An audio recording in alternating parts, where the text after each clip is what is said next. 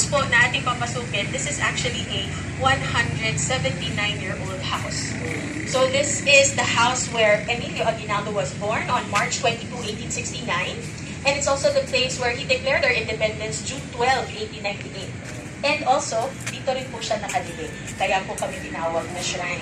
So dito naka-enshrine yung kanyang mga labi.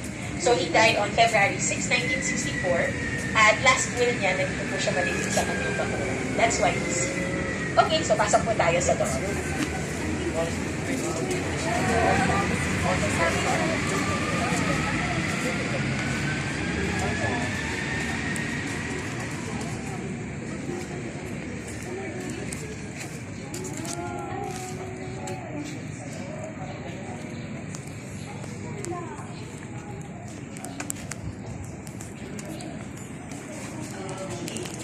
So, welcome to the Museo ni Emilio Aguinaldo.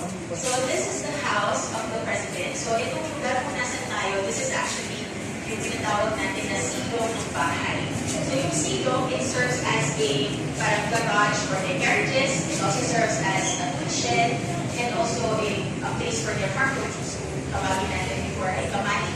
So, this is where they put their yung parang pinaka-bawa, yung aning nila na palay, yung aning nila na gulay. So, nandito yan sila lahat. And then, on the right side, ito po yung indoor bowling alley ng family. So, this is the indoor bowling alley of the family. Original po siya since the 1920s, dahil yung mga bowling pins sa dulo. Tapos, sa kabilang side ng ating bintana, that's the indoor swimming pool. So, later, malalaman niyo kung paano gumagana yung swimming pool din. Malaman natin mamaya kung gusto mo pang maligo after. Pagkalaman mo yung point. So, yung bahay, ito yung picture na niya dati, yung ginawa siya ng 1845. So, it looks like a bahay puso. Pero yung mga walls nila din, original pa sila lahat. Kahit yung mga natin kaho. The gates are still the original. So, yan pa rin yan siya. So, yan yung mismo ginamit ng family. And, itong bahay na to, ito yung namana ni Emilio. So, when he died, he donated the house and the lot to the government. Kaya sa ngayon po, ito ay nasa ilalim ng National Historical Commission of the Philippines. Well, technically, this house, ang pinagtan na po yung bubong. So, naging yero siya in the 1920s. And then the tower and the left wing was added late 1890s hanggang matapos siya noong 1920. So, yung mga kahoy, as is. So, yung lupa natin dito, dati kasi yung silong, lupa lang siya. So, yung flooring natin na vegan tiles, nadagdag lang siya 1980s na. Sure. Yes, it's Nara. Nara, may Malabe, may Kamago. So, halos lahat ng mga matitibay na kahoy, nandito siya talaga sa bahay. Yeah, oo, bawal na siya talaga na butulin. Not unless siguro matagal-tagal ka na, mayroon ka nang ipapalit na malaking puno or halaman.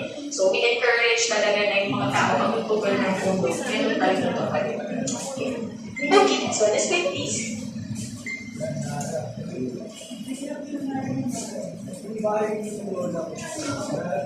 Ayan. So, here we have a diorama. So, the diorama that we have here is actually the diagram of the Battle of Pinacaya. So, this is the very first major victory of the Filipinos against the Spaniards.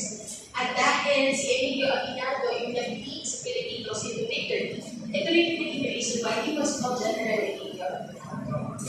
And this is the first time that the Filipinos actually used the trenches, yung trenchera ng tawagin. And yung pinagsalan nila, nag-design yung Filipino nila, si General Emilio Evangelista. He was a Filipino who studied in Belgium as a engineer, and then when he learned that the revolution was starting here in the Philippines, he actually went back. At ito yung naging contribution. So, dito po sa labanan na ito namatay yung desperate General Emilio na si General Candido Villarona, and also my great-grandfather,